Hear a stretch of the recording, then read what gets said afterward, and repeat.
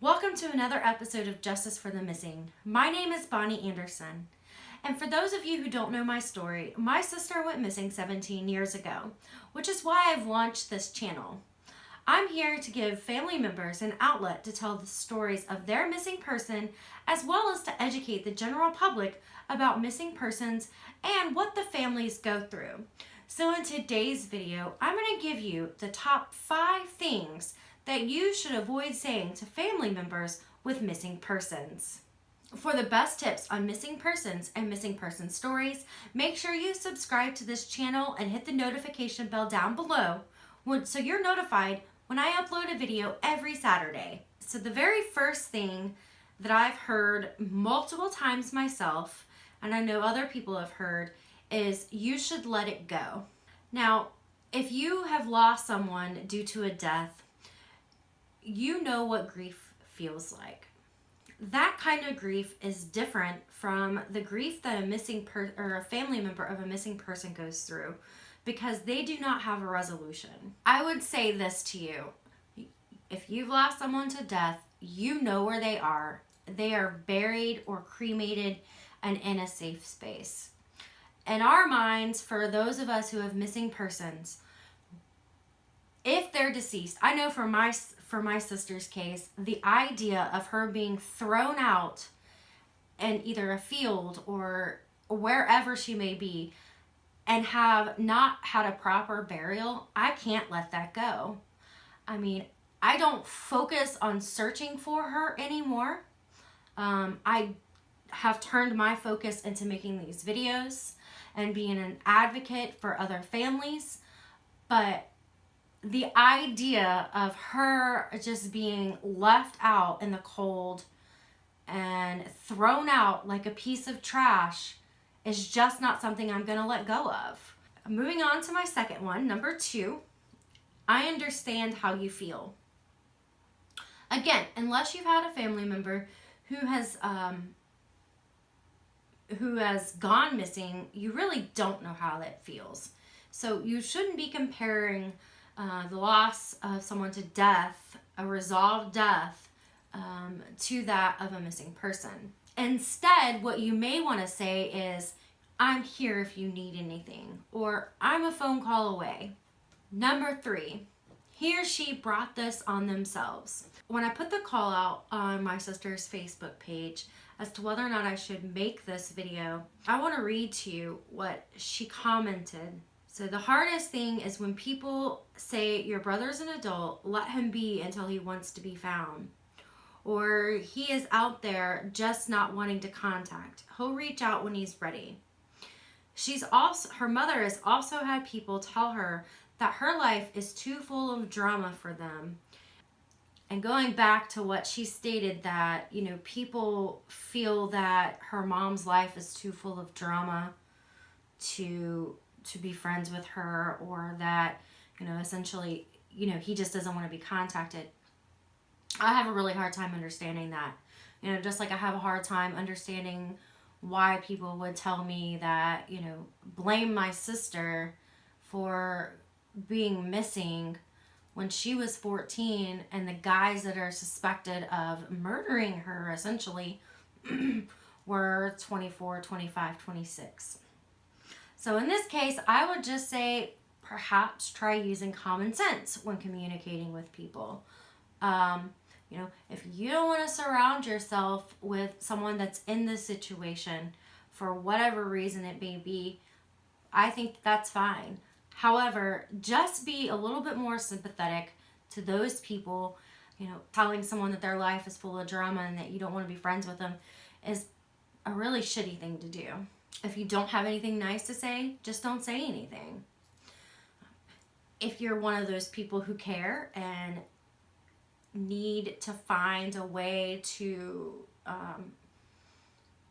check on that person, but you're not really sure what to say, again, I wish I had the right words, or I wish I had the right words, but I have no idea how you feel.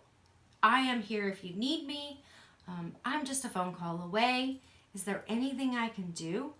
Those are great alternatives to, and then instead of saying, your life is too much full of drama, or I can't be friends with you because your life is too full of drama, or where were you when your sister was out whoring around? Why were you not watching her? I mean, really?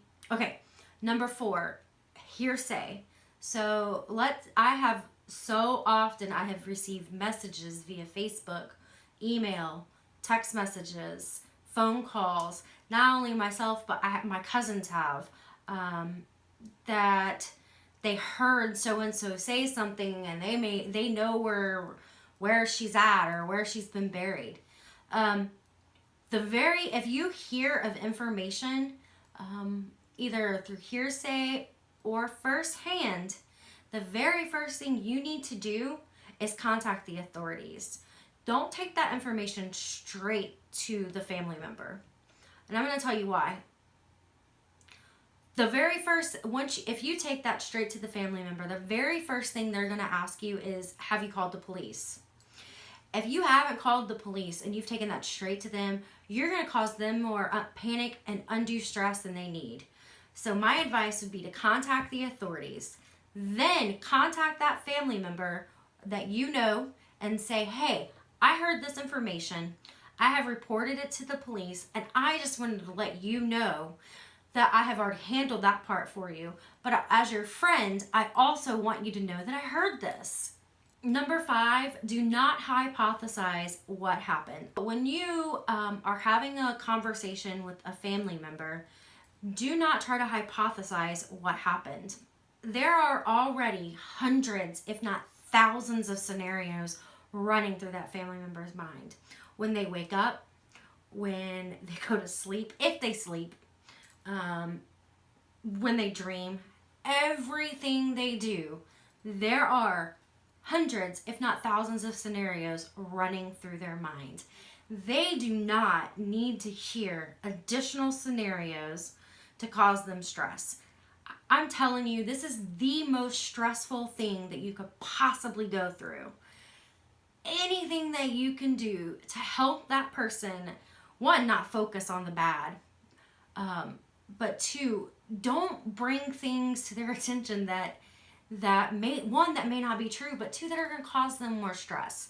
Let me recap some of the things that I pointed out and the things that you might want to try saying instead. First of all, there were some comments from the family members that they felt like people didn't know whether or not it was okay to bring up the subject or how to bring up the subject. And I think it's perfectly fine to ask someone, are there any updates in the case? Is there anything I can do to help you? Those are completely acceptable questions and topics. No matter how many years later it's been, if you want to ask about it, ask about it. Ask them, if they've gotten any new leads. Just don't make the asinine statements that I've gone over in this video. I mean, they're just not cool. Instead, what I've hit on that you can ask are things that you can say to either console, comfort, or initiate conversations. Number 1, I don't know exactly what you're going through right now, but I want to let you know that I'm here. If you need me to do anything, I'm just a phone call away. You want to end a friendship because you are not 100% comfortable with the situation and you really don't want to hear what they have to say. I would say in that case, that person would be better off without your friendship. If you receive information through hearsay or firsthand, immediately report it to the police, then notify the person, the family member of the missing person. And finally, don't try to hypothesize what happened unless you know what happened, because this is going to cause them more undue stress than they need. For those of you that are family members of missing persons, I'd love to get your feedback on this video. And tell me down below in the comments if there are other statements that people have made to you that you thought were inappropriate or that perhaps could have been rephrased in a nicer format.